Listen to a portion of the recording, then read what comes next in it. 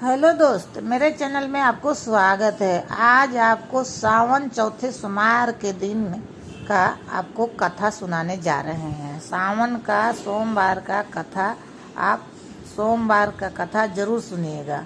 अगर आप व्रत किए हैं तो बिना कथा सुने आपका व्रत पूरा नहीं हो सकता है। दोस्तों, अगर बता रहे हैं कि सावन सोमवार के दिन व्रत रखने का विशेष महत्व बताया गया है, लेकिन कथा सुनने का भी महत्व बहुत है। दोस्तों, अभी तक आप मेरे चैनल को सब्सक्राइब नहीं किए हैं तो सब्सक्राइब कीजिएगा, लाइक कीजिएगा और शेयर कीजिएगा और पूरा वीडियो अंत तक देखिएगा। बीच में कथा को छोड़ करके नहीं जाइएगा। बीच में कथा कभी भी छोड़ करके नहीं जाना चाहिए, उससे आपका व्रत पूरा नहीं हो सकता है और भगवान भी नाराज हो जाते हैं। दोस्तों, इसलिए पूरा कथा सुनिएगा तो आपका व्रत करने का पूर्ण फल मिलता है। दोस्तों, बता रहे हैं कि आज सावन सोमवार का चौथा व्रत है। सावन सोमवार के व्रत को करने वाले भक्तों के लिए इस कथा का पाठ करना अनिवार्य है। ऐसी मान्यता है कि सावन सोमवार के व्रत में कथा का पाठ किए बिना व्रत का पूर्ण फल नहीं मिलता है। दोस्तों, और बता रहे हैं कि भोलेनाथ और माता पार्वती की विशेष कृपा पाने के लिए सावन के सोमवार के व्रत की बहुत महिमा मानी जाती है। आज सावन सोमवार का चौथा व्रत है। मान्यता के अनुसार इस व्रत को करने से सभी मनोकामनाएं पूर्ण होती है और अपार सुख प्राप्ति होती है। ऐसी मान्यता है कि सावन सोमवार के व्रत में कथा का पाठ किए बिना व्रत का पूर्ण फल नहीं मिलता है। अगर आप भी सावन चौथे सोमवार के दिन व्रत रखे हैं तो इस दिन इस व्रत पाठ जरूर करिए, सुने और करें। सावन सोमवार के व्रत को करने वाले भक्तों के लिए कथा पाठ करना अनिवार्य है। दोस्तों, पूरा कथा जरूर सुनिएगा, बीच में छोड़कर नहीं जाइएगा। दोस्तों, उससे आपको कुछ कहानी कथा का कुछ मतलब ही नहीं होता है। दोस्तों, इसलिए आप पूरा वीडियो अंत तक देखिएगा। कथा के अनुसार एक साहूकार था।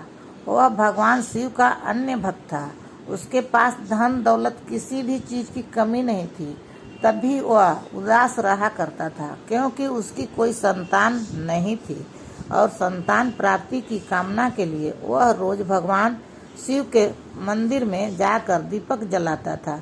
साहूकार के भक्ति भाव देखकर एक दिन माता पार्वती ने भोलेनाथ से कहा कि प्रभु, यह आपका अन्य भक्त है, इसके सभी कष्टों को अवश्य दूर करना चाहिए।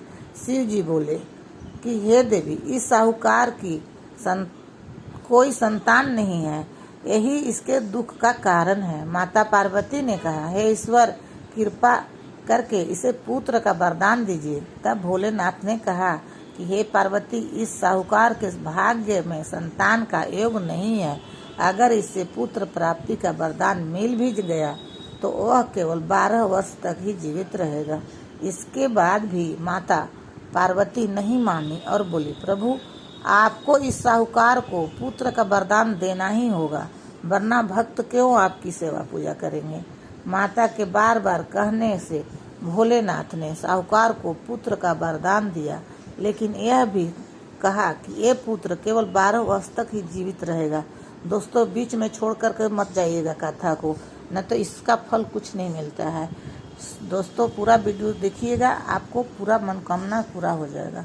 साहूकार के ये सब बातें सुन रहा था।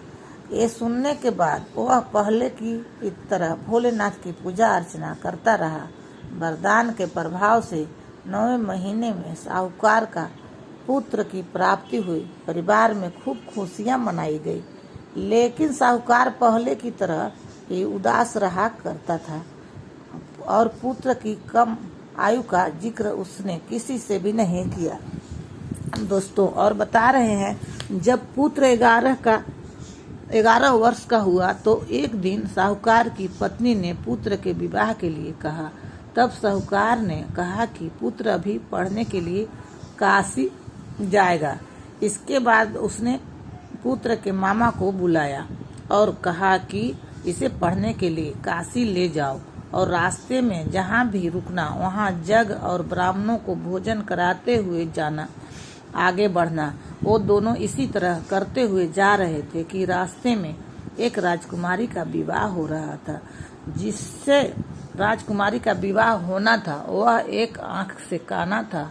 उसके पिता ने जब अति सुंदर साहूकार के बेटे को देखा तो उसने सोचा कि क्यों न इसे ही दूल्हा बनाकर शादी के सारे कार्य संपन्न करा लिया जाए। इसके लिए राजा ने मामा को बहुत सारा धन दिया। तब मामा बालक को दूल्हा बनाने के लिए मान गया। इसके बाद साहूकार का बेटा दूल्हा बना और जब विवाह संपन्न हो गया तब जाने से पहले बालक ने राजकुमारी की चुनरी पर लिखा कि तेरा विवाह मेरे साथ हुआ है, लेकिन जिस राजकुमार के साथ तुम्हें भेजेंगे वह एक आंख के काना है। इसके बाद वह अपने मामा के साथ काशी के लिए चला गया। जब राजकुमारी ने अपनी चुनरी पर लिखा हुआ पढ़ा तो उसने राजकुमार के साथ जाने से मना कर दिया। तब बारात वापस लौट गई। उधर मामा और भांजे काशी पहुंच गए थे। एक दिन जब मामा यज्ञ की तैयारी कर रहे थे और भांजा बहुत देर तक बाहर नहीं आया तो मामा ने अंदर जाकर देखा तो भांजे के प्राण निकल चुके थे। वह बहुत परेशान हुए, लेकिन सोचा कि अभी शोक मनाया तो ब्राह्मण चले जाएंगे और जग अधूरा रह जाएगा। जग संपन्न हुआ तो मामा ने रोना पीटना शुरू कर दिया। तभी भगवान शिव पार्वती उधर से जा रहे थे। तब पार्वती जी ने शिव जी से पूछा, हे प्रभु, ये कौन रो रहा है? तब उन्हें पता चला कि ये तो वही साहूकार का पुत्र है। तब पार्वती जी ने कहा, हे प्रभु, इसे जीवित कर दीजिए, नहीं तो रोते रोते इसका माता पिता के प्राण निकल जाएंगे। तब भोलेनाथ ने कहा, माता पार्वती से कहा कि इसकी आयु इतनी ही थी, लेकिन माँ के बार बार आग्रह करने पर भोलेनाथ ने उसे जीवित कर दिया। तब लड़का ओम नमः शिवाय का जाप करते हुए जी उठा। मामा और भांजे दोनों ने ईश्वर को धन्यवाद दिया और अपने नगर को लौट गया। रास्ते में वही नगर पड़ा।